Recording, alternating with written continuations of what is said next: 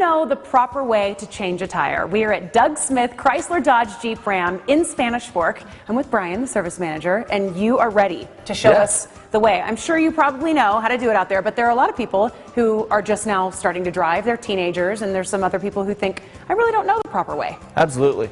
And most of your vehicles are going to be equipped with a spare tire. If not, it's going to have what they call a mobility kit to help you out for a small puncture. But for the most part, as far as it goes on changing a spare tire, number one step, pull off, make sure you're all the way off the road so you're in a safe zone. Okay. Try to keep it as flat as possible. That's going to be the number one step. Once you've got that done, unload your supplies here. And your spare tires in your trunk. Most of the time. Are always going to be in the trunk. Sometimes it's underneath. Van, sometimes you get more in the front. Check your owner's manual. You just wait. It'll tell you where it's at, how to get at it. All right, so you got the tire out here, and it was pretty easy to get out of the trunk. Absolutely. Yep, one little wing nut's all. All right.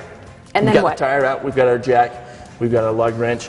This right here is also known as a wheel chock. Okay. Great little feature because you'll want to take those. There's two of them here. You're going to want to jam them right up underneath the tire, but not the one you're changing. Usually the one in the front, so then it doesn't roll, and you want one on each side, right? Yep, that way it's not going to move and shift on you. Has that happened to you before? It has. And that's not what you want, so let's be safe. Absolutely. Okay. Before you lift the car up, you're going to want to take your lug wrench out, and you're wanting to break loose your lugs here. Just make sure it's on there nice and tight, and you're going to want to give it a good pop. Okay, before we're lifting. Correct, before you lift it up. Once those are all broke loose, take your jack, slide it up underneath. In your owner's manual, it's going to show you the safest place to put it. Usually there's a pinch weld underneath here, which is where it's going to be. Well, and that little nifty one tells you exactly how to do it too. Absolutely. Most of them are going to have pretty well instructions on there. Once you get that, you also are going to use this to go through, and then it's going to go through and crank it up as well. Lift it to where you don't want to lift it all the way off the ground. You just want to make sure that the tire is going to be able to slide off. You don't want it too high up. Okay, so maybe what, like 3 inches or something? Inch or so. Okay. Yep. Okay. Just enough so you can get that tire off. Okay. You take your once you slide that, because then you're going to want to loosen all the rest of those up because they're already loose. Slide that wheel off of there.